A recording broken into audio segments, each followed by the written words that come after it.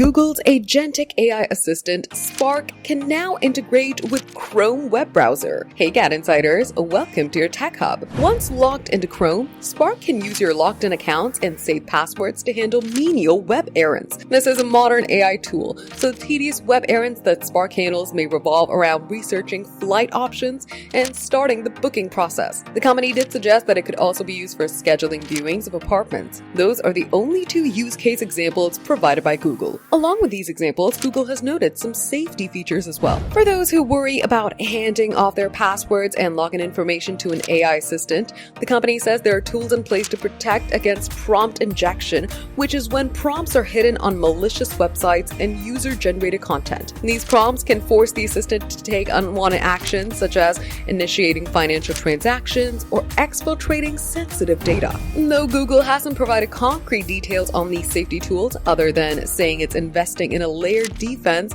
that includes both deterministic and probabilistic defenses to make it difficult and costly for attackers to cause harm. Plus, Spark will be able to complete payments on its own, handing it back to the user to review and finish the purchase.